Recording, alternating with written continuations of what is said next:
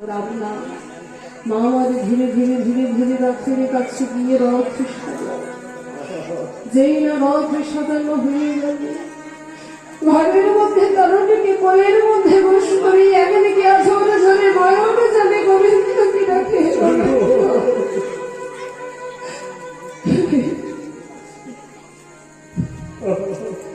হারাম থেকে সন্তানকে যুদ্ধে যেতে দেবে বলে একদিকে বাবার কোলের মধ্যে বসিয়ে তরুণীকে সাজিয়ে দেয়। মাগো, এই কীর্তন সাধন করে যদি কোনো ভক্তের নয়নের জল না ছড়ে, জগতে সবার ভালো লাগলে আমার ভগবানের ভালো লাগতে পারে না। মাগো, জানবেন আপনি একটা সবজি রান্না করেছেন আর বাজারের যাবতীয় মশলা আপনি দিয়েছেন, কিন্তু যদি নুনটা দিতে ভুলে যায় সেই সবজির কি কোনো স্বাদ থাকবে? নুন ছাড়া যেমন সবজির স্বাদ হয় না, প্রেম ছাড়া গৌর গোবিন্দ লীলা রসের কোনো স্বাদ হয় না।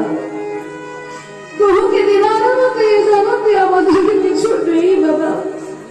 এই যে আমরা এই জগতে এসেছি, সকাল থেকে রাত্রি গড়িয়ে যায় শুধু আমার আমার আমার আমার গড়ি দিন কাটায়। আমার গাড়ি, আমার গাড়ি, আমার টাকা, আমার পয়সা, আমার ধন, আমার দৌলত, আমার সংসার, আমার সন্তান। কিন্তু একবারও কি ভেবে দেখেছে এগুলো কি আমার? আমি কি নিয়ে এসেছি? আমি কি নিয়ে যাব? আমি এই পৃথিবীতে এসেছি মাগো শূন্য হাতে, আর আমি যাব শূন্য হাতে। কিছু যখন নিয়ে আসতে পারিনি, কিছু নিয়ে যেতে পারবো না। তবে মাগো, দেবার মতো আমাদের কিছু নেই। এই যে সদা সর্বদাই বলে যাচ্ছি আমি টাকা ইনকাম করছি, টাকা আমার, দোতলা ঘর বানিয়েছি, বাড়ি আমার, গাড়ি কিনেছি, গাড়ি আমার, এগুলো কি আমার? প্রভু বললেন, ভক্ত যদি দিতে হয় তোমারও দেওয়া সম্পদ দাও। এই জগতে যা দেখছো সবই আমার দেওয়া, আমার সম্পদ কি? একটু প্রেম, একটু ভক্তি, দুটোটা নয়নের জল। মাগো, আজকে তরুণীর মা তরুণীকে সাজিয়ে দিল। তরুণী বলে, মাগো এবার আমায় বিদায় দেবে না? সেই না বিদায়ের নাম করেছে। তরুণীর মা তরুণীকে জড়িয়ে ধরেছে বুকের মধ্যে। তরুণী অনুমতি দিয়েছি, সাজিয়ে দিয়েছি, বিদায় দেব, কিন্তু শেষবারের মতো তোর মুখ থেকে একবার মা ডাক শুনবো না। যেই না বলেছে মা ডাক শুনবো না, তরুণী মাকে জড়িয়ে ধরে চিৎকার করে রেখেছিল, মাগো এবার আমি যাই। মায়ের কাছে বিদায় নিয়ে তরুণী চলে যাচ্ছে। বিদায়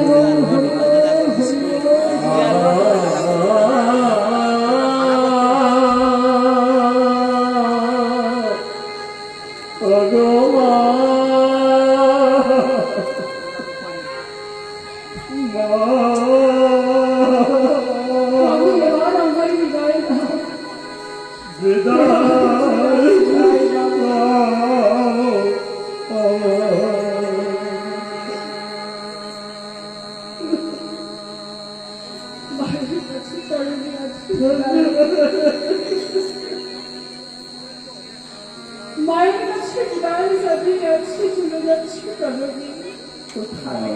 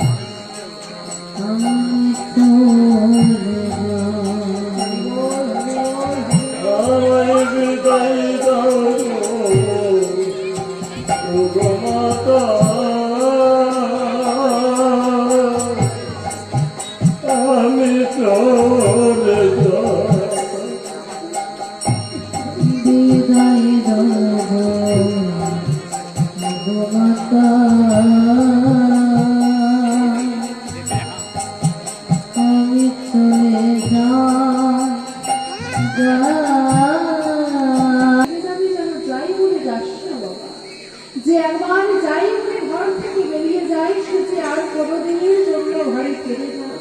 তাই যদি ঘর থেকে বাইরে যাস তাহলে জানো বাবা আসতে বলে যাস, কিন্তু তরুণী আজকে বলে গেল মায়ের কাছে, মা গো এবার আমি যাই। মায়ের কাছে বিদায় নিয়ে তরুণী চলে গেল। মা আমার ঘরের মধ্যে বসে বসে কাঁদল। আর এদিকে বাবা এই যুদ্ধে উপস্থিত ছিল বিভীষণ। রামচন্দ্র অন্তরে জানি সবই জানে। বিভীষণকে দেখে বলছে, দেখো দেখো অদূরে দেখো দূর থেকে আসছে, ওই যেন লঙ্কা থেকে আসছে রথে করে ছোট্ট একটা বালক। তুমি ভালো করে দেখে বলো তো, তুমি কি ওকে চেনো?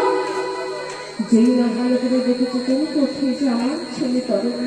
নানা নানা বহুকে বলা যাবে না, কারণ বলে দিলে বহু যদি যুদ্ধ না করে বধ না করে আমার তরুণীকে দারুণ থেকে উদ্ধার হবে না। দয়াময়, লঙ্কা থেকে আসছে কোনো রাক্ষস, রাক্ষস হবে হয়তো রয়েছে। যেই না যুদ্ধ করতে যাবে প্রভু রামচন্দ্র বলে উঠল, যোগ বিভীষণ আমি ঠিক করেছি, আমি এই ছেলের সঙ্গে যুদ্ধ করতে পারবো না। কেন দয়াময়? দেখো দেখো লঙ্কা থেকে এলো কত বীর, কত যোদ্ধা, কত মহান পুরুষ শ্রদ্ধার সাজে, কিন্তু ছোট্ট ছেলের মনে কত প্রেম, কত ভক্তি। দেখো যে রথে করে এসেছে যুদ্ধ করতে, সেই রথের ধ্বজায় লেখা আমার নাম, তার সর্বাঙ্গে লেখা আমার নাম, আমি কেমন ভাবে যুদ্ধ করবো?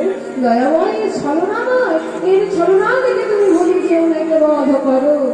বেশ, মনে মনে চিন্তা করলেন, বাবা হয়ে যখন এত বড় কথা গোপন রাখলে আমি যুদ্ধ করব। এই বলে তরুণীর সঙ্গে যুদ্ধ করতে করতে করতে করতে যুদ্ধের মাঝে হঠাৎ বিভীষণ চিৎকার করে বলেছিল, দয়াময় একে যে সে নামে প্রহার করলে এ বধ হবে না, একে যদি বধ করতে হয় বৈষ্ণব নামে প্রহার করে। আরে ভালো করে চেয়ে দেখো তার সর্বাঙ্গে লেখা থাকলে হচ্ছে বলার মধ্যে, সর্বাঙ্গে লেখা ছিল রাম নাম, গলার মধ্যে ছিল খাতা। তাই বৈষ্ণব নাম স্মরণ করে প্রভু যখন তরুণীর গলার মধ্যে তীর ছুঁড়ে মারে, সঙ্গে সঙ্গে তরুণীর শিরচ্ছেদ হয়ে যায়, আর তরুণীর কাটা মতো ধারা তলে পড়ে গেল।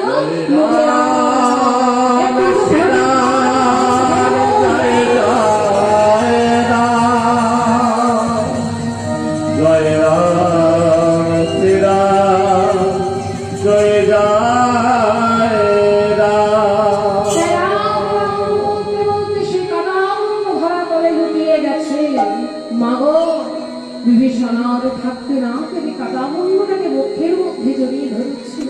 ওরে তরুণী, আমি যে তোর বাবা, আর বাবা হয়ে তোকে যে আমি রক্ষা করতে পারলাম না, কারণ যদি আমি তোকে রক্ষা করতাম তাহলে যে তুই বাবা দামোদরপুর থেকে উদ্ধার হতিস না। বিভীষণ, তুমি একটু আগে বললে রাক্ষস, আর এর কাটা মুন্ড ধরে কাঁদছো কেন? দয়াময়, কষ্ট কি আমার হয় না? তুমি যাকে বধ করেছো সে কে জানো? সে যে কেউ নয়, সে যে আমার ছেলে তরুণী। তুমি আগে কেন বললে না? আমি আগে বললে যে তুমি বধ করতে না। বেশ, তুমি যখন এত বড় কথা গোপন করেছো, ছেলে তো বধ হয়ে গেছে, কিন্তু তোমার ছেলের চামড়ার মধ্যে লেখা যে আমার নাম, এই চামড়া থেকে সৃষ্টি হবে নামাবলী। যে নামাবলী অনেক ব্রাহ্মণের বৈষ্ণবের গায়ে দেওয়া থাকে, যে চাদরের মধ্যে লেখা রাম নাম তরুণীর চামড়া থেকে সৃষ্টি হয়েছিল এই নামাবলী। আর তরুণী হচ্ছে আজকে কলিযুগে গৌরীদাস বলে ভাবভূতারের ভক্ত। নিতাই গৌর প্রেমানন্দে হরি বল হরি বল হরি। আজকে মহাপ্রভু সেই গৌরীদাসকে সঙ্গে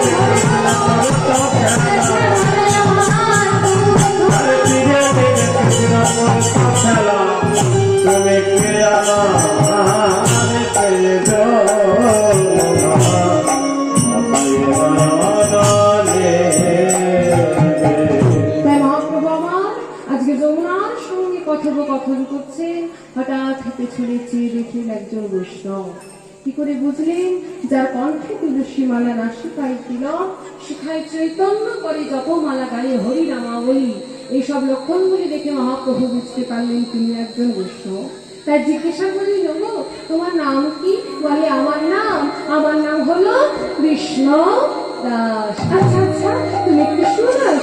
আচ্ছা আচ্ছা, তুমি যদি কৃষ্ণ দাস হও তবে শোনো শোনো শোনো, ওগো তুমি যদি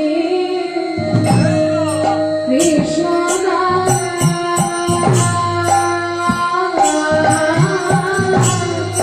তবে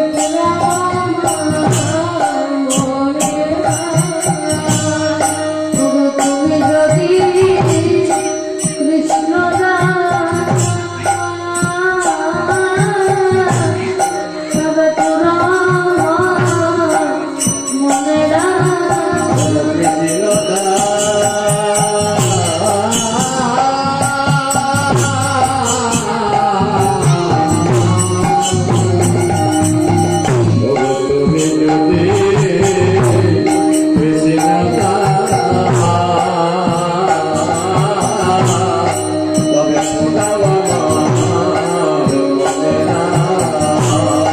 বহু আশা আছে ভগবানে,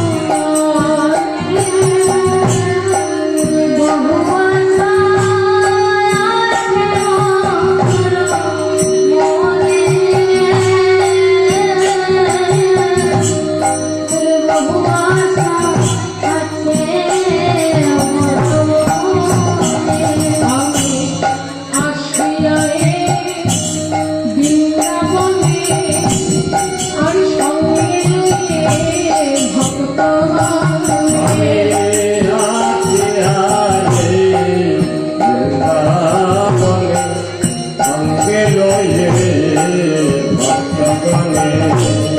লীলাভূমি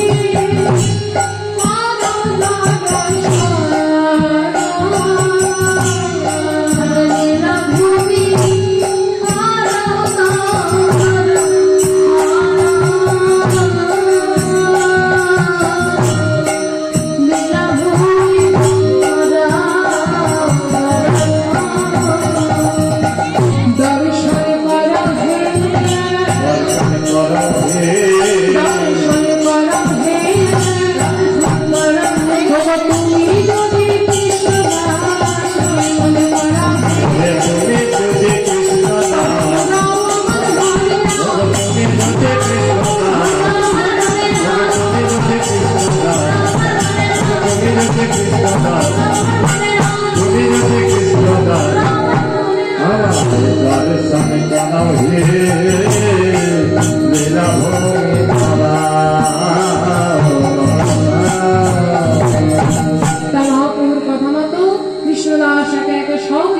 দর্শন করাচ্ছেন। কেমন?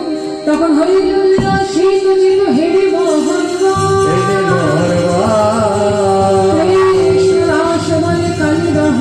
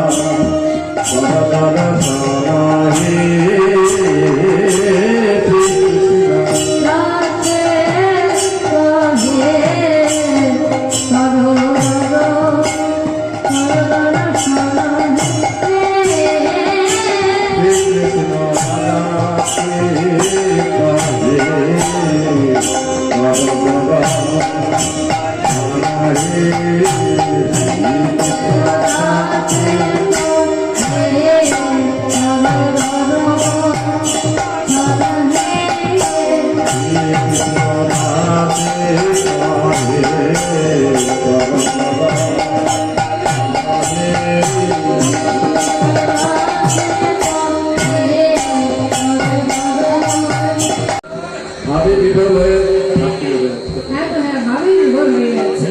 চৈতালি যদি কিছু বলে, চৈতালি যদি হাত তোলে, তাহলে আমরা একটু হাতগুলো তুলে দেবো নাকি? আচ্ছা আচ্ছা যারা আচ্ছা, এবার থেকে আর চিঠি করবো। হ্যাঁ, এবার থেকে এবার বলছি, যারা যারা বৃন্দাবনে যাবেন আর চিঠি নয়, এবার সত্য কথা। ওই দেখি কারা কারা বৃন্দাবনে যাবেন, তারা আবার হাত তুলুন তো দেখি। হরিবল হরিবল হরিবল। সকলে যাবে, সকলে। বাহ, আর আমি সকলকে নিয়ে যাবো। আচ্ছা মা, রাত্রিবেলা হয়েছে, গাড়ি ঘোড়া বন্ধ, যাবো কিসে? সব থেকে একটা দ্রুতগামী গাড়ি আছে, যেটার নাম কি জানা আছে? হ্যাঁ, বন্দে ভারত। জয় রাধে। বন্দে ভারত দ্রুতগামী গাড়ি, বন্দে ভারত। বন্দে ভারত নয়, বন্দে ভারত নয়, এরোপ্লেন, এরোপ্লেন করে যাবো, এরোপ্লেন করে যাবো। হরিবল হরিবল। ও মা, সব থেকে দ্রুতগামী গাড়িকে এরোপ্লেন। ওই দেখো বলে দিয়েছে, এটা নয়। আমি শুনতে পাইনি তো। আসলে সত্যি কথাটাকে বলে দিই, এই গান করতে করতে করতে করতে সাউন্ডে এই বোনটা একটু কানে কাড়াবো, কম শোনে, আমি শুনতে পেরেছি। শোনে না, শোনো শোনো, একটু জোর করে বলবেন তো, দ্রুতগামী গাড়িটা কি? মন। আরেকটু ছোট হলে ভালো হতো না? আরেকটু অবশ্যই হবে, কেন হবে না? তুমি শুনবে? হ্যাঁ, আর শুনে ফেলতো না। দ্রুতগামী গাড়িটা কি গো? জয় রাধে। মন। তাহলে মনটাকে নিয়ে যেতে হবে সুধাম বৃন্দাবন, দেহটা করে থাকবে এখানে। আর যেভাবেই হয় হরিনাম সংকীর্তন, সেটা হচ্ছে মধুর রসি বৃন্দাবন। দেখাই চলুন একটু পাতলা রাখুন সাউন্ডটা। জয় রাধে। খুব ভারী হয়ে গেছে। জয় রাধে, জয় রাধে, জয় রাধে। এটা কাটা কাটা আসছে। জয় রাধে স্বর, জয় রাধে, জয় রাধে, জয় রাধে। কি হয়, সঙ্গে ভাড়া এনেছে বলে, দেখো যে তোমার ওই কীর্তন শুনতে, সে সঙ্গে করে তুমি বৃন্দাবনে নিয়ে যাবে না নবদ্বীপে নিয়ে যাবে, তার জন্য সঙ্গে করে টাকা পয়সা দিই।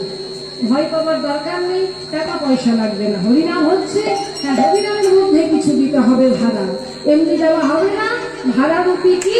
আমার লক্ষ্মী মায়ের একটু ধ্বনি, একটু হরিধ্বনি, আমার বাবাদের একটু হরিধ্বনি, সকলের একটু করতালি। কেমন?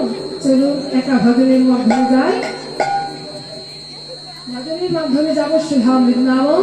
একটু লক্ষ্মী মায়ের ধ্বনি হবে, নাই গৌর হরিবল হরিবল। চলুন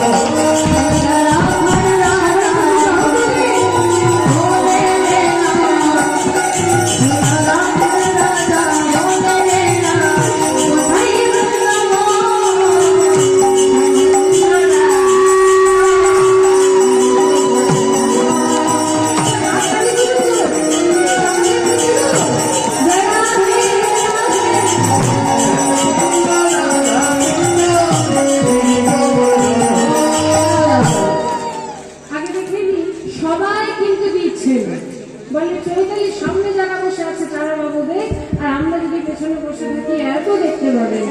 অসুবিধা নেই, আমার চোখে ফাঁকি দিচ্ছেন নেন, আমি হয়তো দেখতে পাবো না, কিন্তু ওপরে সিসিটিভি ক্যামেরা লাগানো আছে, সে কিন্তু সব দেখছে। তো ভাবো তার কাছে ফাঁকি দেবেন নাকি একটু করতালি দেবেন, এবার নিজেদের ব্যাপার। তাহলে যে যেখানে বসে আছেন একটু হাতগুলো তুলে চলুন, সকলে মিলে একটু করতালি হবে।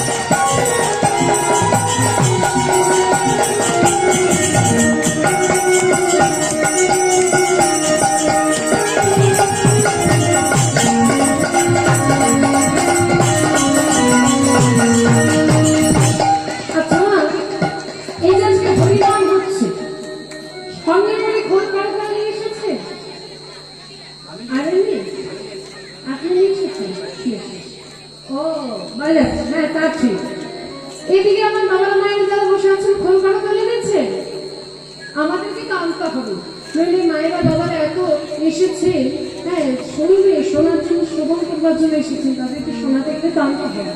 আচ্ছা আমার বাবার মায়েরা কি নিচ্ছে, আনলেন কি? কি করে আনলেন? বাহ বাহ বাহ, আচ্ছা মা খোল করতাল সবাই এনেছেন, বাবা খোল করতাল সবাই এনেছেন, এদিকে এদিকে, তাহলে খোল করতাল কোথাবে? ঠিক তদ্রূপ আমরা সাংসারিক জীব, সংসারে মত্ত, তাই আমাদের খোল করতাল আলমারির ভেতরে ঢোকানো আছে, কাজে লাগবে, একটু ধার করে নিতে হবে তো, চলুন একটু ধার করে নিতে হোক খোল করতালের মধ্যে। আর বারবার বলবো না হাত উঠান হাত উঠান, এবার বলছি যাদের হাত আছে তার একটু দয়া করে তুলবে, যে যেখানে বসে আছে, আর যাদের হাত নেই তাদের তলার দরকার নেই। ওই দিকে কার হাত আছে দেখি, বাঁশরি বাজায় রে গান, বাঁশরি বাজায়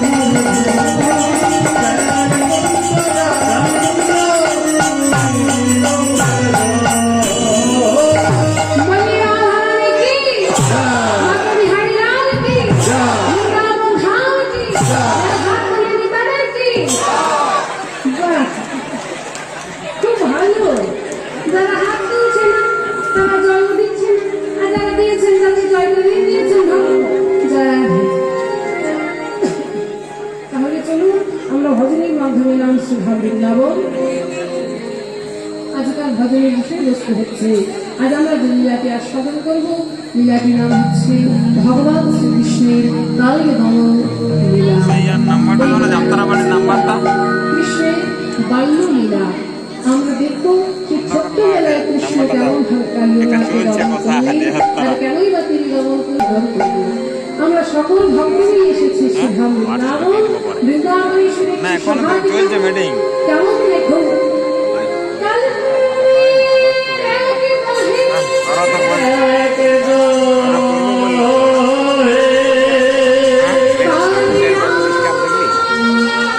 মাইকে ডিস্টার্ব বললে ঠিক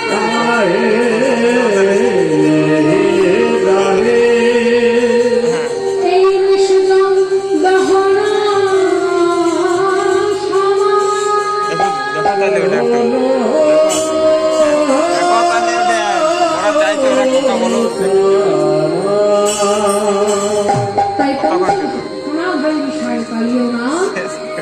আজ গরুরের ভাই ভীত হয়ে আজকে কালীবাহের জলে বসবাস করছে আর মনে মনে চিন্তা করছে এই বৃন্দাবনবাসী সকলে তো গোবিন্দ চরণ পেয়েছে, তাহলে আমি কি গোবিন্দ চরণ পাবো না? আমি কেমন করে গোবিন্দ চরণ পাবো? আমার না আছে প্রেম, না আছে ভক্তি, না আছে সাধন, না আছে ভজন, না আছে পূজন, আমি কেমন করে গোবিন্দ চরণ পাবো? কিন্তু শাস্ত্রে কি বলেছে জানেন? একটু আস্তে একটু আমার দিকে। শাস্ত্রে কি বলেছে জানেন? স্বভাব পরিজনম সে পরধর্ম ভয়াবহ। যদি নিজের ধর্ম আচরণ করে যদি মৃত্যু হয় তাও ভালো, তবুও পরের ধর্ম আচরণ করা ঠিক নয়। কালিও না, যা না করে জন্ম, তার ধর্ম তো বাবা জীবকে ভালোবাসা নয়, তার ধর্ম হলো জীবকে হিংসা করা। এই বলে বাবা কালিও না একবার নিজের ধর্মটাকে মনে করে আজকে কি করেছে জানেন? একবার নিজের ধর্মটাকে মনে করে নিয়েছে কালিও না, দিয়ে কি করেছে দেখুন। আজ দিল দিল ও গাড়ি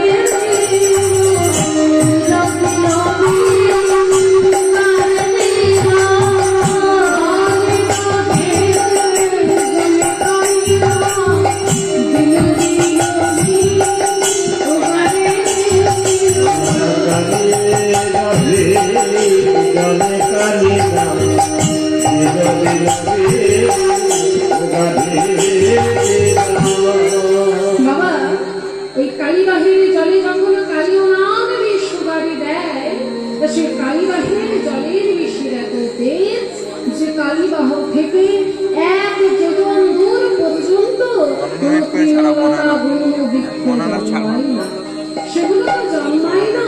এমনকি হয় জানেন, তাহারে উপর হয়ে পাখি যদি উড়ে ঘুরে ঘুরে সে জলে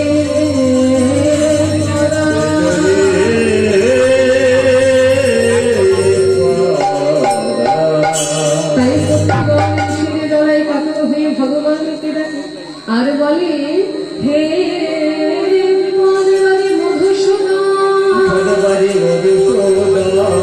আমরা হলাম পাখির জাতি, আমরা মনের ফল আর নদীর জল খেয়ে আমি ধারণ করি।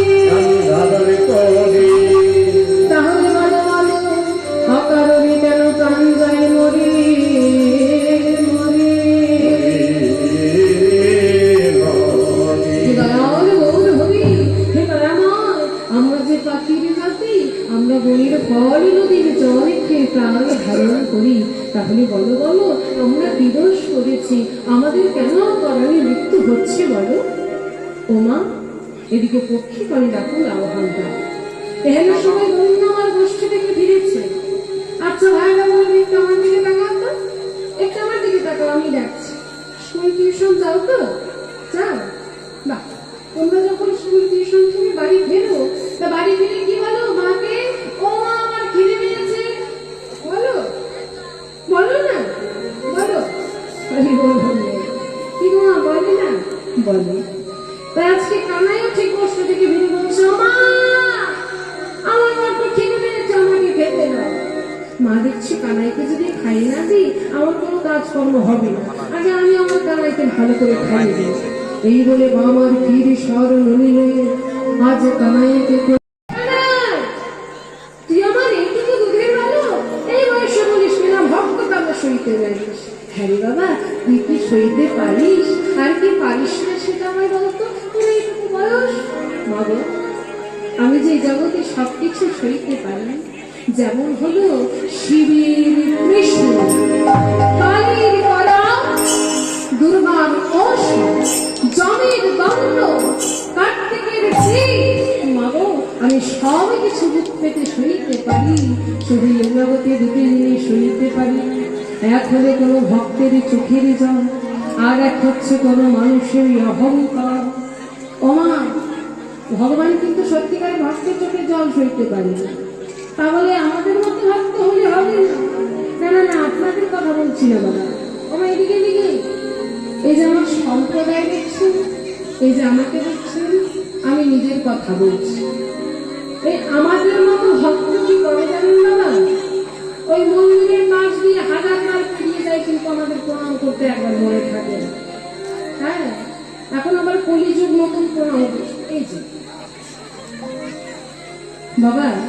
আমরা মাসের শেষে একবার ঠাকুর মন্দিরে যাই, তাও আবার 5 টাকার বাতাসা নিয়ে মাগো। আর 5 টাকার বাতাসাটা দিয়ে ঠাকুরকে বলি, ঠাকুর তুমি দেখো আমার এটা যেন তাড়াতাড়ি পেয়ে যায়, আমার ওটা যেন তাড়াতাড়ি মনের ইচ্ছাটা পূরণ হয়ে যায়। সত্যি করে বলুন তো মা, ভগবান কি আমার এই 5 টাকার বাতাসার জন্য বসে আছে? আমি দেবো তবে পাবো তা না। আমার করতে করে কি, পাত্র ভর্তি ফল মূল মিষ্টান্ন নিয়ে মন্দিরে যায় দয়াময়, এগুলো তোমাকে দিলাম, তুমি দেখো আমার ওই 1 তলা বাড়িটা যেন তাড়াতাড়ি 2 তলা হয়ে যায়, আমার ছেলের চাকরিটা যেন তাড়াতাড়ি হয়ে যায়, আরো দেবো, আমার মেয়ের বিয়েটা যেন একটা চাকরিওয়ালা ছেলের সঙ্গে হয়, আরো দেবো। এটা আমার কথা নয়, এগুলো বাস্তব কথা। তাহলে বাবা, যিনি আমাদেরকে এত কিছু দিলেন, গাড়ি বাড়ি টাকা পয়সা ধনদৌলত সংসার সন্তান আত্মীয় স্বজন, এখনো তার কাছে গিয়ে আমাদের চাওয়ার শেষ হচ্ছে না। আগেও বলেছি আবার বলছি, এই যে সকাল থেকে রাত্রি অব্দি আমার আমার আমার আমার করছে, এগুলো কার বাবা? আমার। আমি আসার সময় নিয়ে এসেছিলাম, যেদিন যাব সেদিন নিয়ে যাব। এ জগতে কেউ কারোর নয় বাবা, কারণ এ জগতে যেমন কিছু আনতে পারিনি, ঠিক তেমনই কিছু নিয়ে যেতে পারবো না। এমনকি যেদিন আমাদের আসবে সেই অন্তিম দিন, সেই শেষ বেলা, সেদিন আমাদের পরনের বসন্তটুকু রাখবেন না বাবা। আমাদের এই পরনের বসন্তটুকু পর্যন্ত কেড়ে নেওয়া হয়। আমার যে করি বাবা, আমারই কিছু নেই। তাহলে যিনি এত কিছু দিলেন, তার কাছে গিয়ে এখন আমাদের চাওয়ার শেষ হলো না কেন? আমরা একবার বলতে পারি না, আমাদের একবার মন হয় না, একবার বলি যে হে দয়াময়, তুমি তো গাড়ি বাড়ি টাকা পয়সা ধনদৌলত সংসার সন্তানের এত কিছু দিয়েছ, তুমি এত কিছু দিয়ে যে এত সুখে শান্তিতে রেখেছ, বলো না দয়াময়, ও দয়াময় তুমি কেমন আছো? তুমি ভালো আছো? তুমি সুখে আছো? তুমি শান্তিতে আছো না? আমাদের মতো অধমে যদি জিজ্ঞাসা করবে তুমি সুখে আছো না শান্তিতে আছো, তাহলে নাও নাও নাও নাও করে চাইবে কে? আমাদের যে বাবা চাওয়ার শেষ হয় না। কিন্তু মনিযুগের ভগবান যদি তিনি বললেন, হে কলির জীব, একবার আমার দিকে তাকাও, আজ আমি তোমাদেরকে দিতে দিতে সর্বস্ব দিয়ে ভিখারি হয়েছি, আজ আমি তোমাদেরকে দিতে দিতে সর্বস্ব দিয়ে ভিখারি হয়ে 2 হাত তুলে দাঁড়িয়ে আছি। হে কলির জীব, তোমরা আমায় কিছু দাও। কি চাই? ভক্তের কাছে ভগবান কি টাকা পয়সা চাই বাবা? না। ধন ঐশ্বর্য চাই না, গাড়ি বাড়ি চাই না, একটু প্রেম, একটু ভক্তি, দুঃখটা নয়নের জল। আমরা ভগবানের নামে সমস্ত কিছু দিতে পারি। মনে করুন, এই যে মায়ের পূজা উপলক্ষে এই যে অনুষ্ঠানগুলো হচ্ছে, খরচ খরচার ব্যাপার আছে, এমনি এমনি হয় না। তার জন্য যে চাঁদা লেগেছে সেটা দিয়েছেন। কেউ যদি বলে এই যে প্যান্ডেলটা করেছি, যা খরচ খরচা লাগবে দিতে হবে, কাউকে যদি ঘরে দিতে পারবে না? পারবে। মায়ের মন্দিরে যদি বলে ফুল দিয়ে সাজিয়ে দিতে পারবে না কেউ? যদি কাউকে ধরা হয় পারবে, সব দিতে পারবে। প্রভু বললেন, হে কলির জীব, আমার জন্য এত কিছু খরচ খরচা করতে হবে না, তোমরা শুধু তোমাদের মনটুকু আমায় দাও। হরি বল, হরি বল। কিন্তু মনটা যে আমরা দিতে পারি না, মনটা যে আমরা সংসারে দিয়ে বসে আছি, এটাকে বুঝেছিল জানেন? এটা বুঝেছিল বিশ্বকবি রবীন্দ্রনাথ ঠাকুর। কবিগুরু রবীন্দ্রনাথ ঠাকুর তিনি বুঝেছিলেন যে হে কলির, কবিগুরু রবীন্দ্রনাথ ঠাকুর বুঝেছিলেন, হে দয়াময়, যখন প্রভু চাই ভক্তের কাছে কিছু দাও, এই প্রভুর কাছে কবি বলেছিলেন, হে দয়াময়, এই জগতে আমার মনটা যে দেব, কিন্তু মনটা যে আমি সংসারে দিয়ে বসে আছি, সংসারে মনটা দিতে দিতে তোমাকে দেবার মতো মনে কোনো জায়গা নেই। তাই তিনি বসে বসে নিজের ভাষায় একটা গান রচনা করলেন, নিজের ভাষায় লিখলেন একটা গান। আহা, কি সুন্দর ব্যাখ্যা, কি সুন্দর কথা। কি বললেন দেখুন, গানের মধ্যে বুঝিয়ে দিলেন, সংসার জবে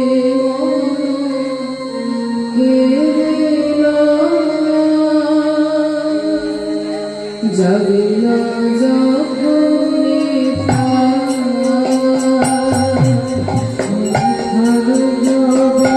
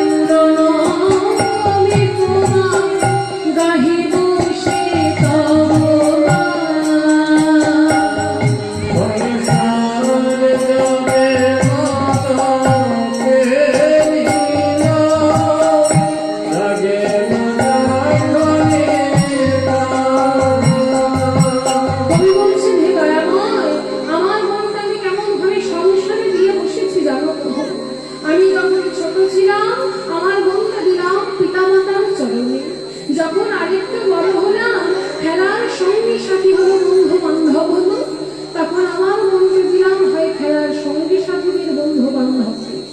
যখন আরেকটু বড় হলাম, আমার মনটা দিলাম হয় স্বামীকে না হয় স্ত্রীকে।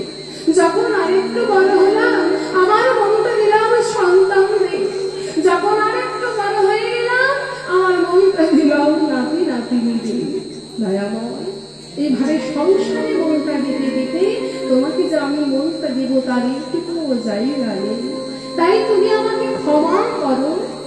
তাই তো কবি প্রভুর কাছে নিবেদন করে লিখলেন, কি বললেন দেখুন, অন্তর জানে খবসে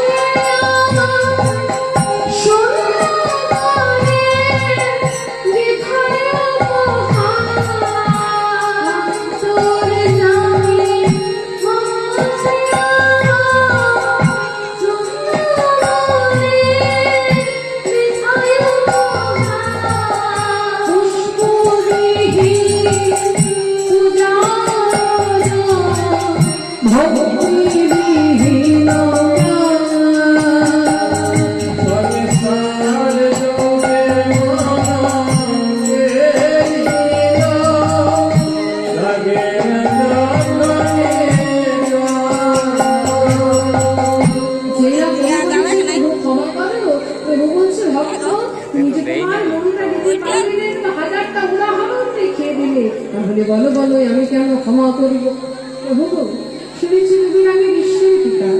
আচ্ছা বলো তো, এই বাচ্চিক জগতে যদি কোনো সন্তান ভুল করে, অন্যায় করে, অপরাধ করে যদি বাবার চরণ দুটো জড়িয়ে ধরে বলে, বাবা গো আমি ভুল করে ফেলেছি, অন্যায় করে ফেলেছি, এই জগতের কোনো বাবা আছে নাকি যে তার সন্তানকে ক্ষমা না করে বুকে লাথি মেরে ঘর থেকে বাহির করে দেয়?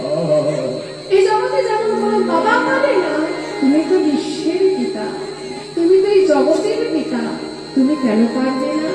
আমার মনে প্রেম নেই, আমার মনে ভক্তি নেই, প্রেমের শুষ্ক শূন্য হৃদয় নিয়ে তোমার এই গানের আসরে ছুটে এসেছি কেন জানো?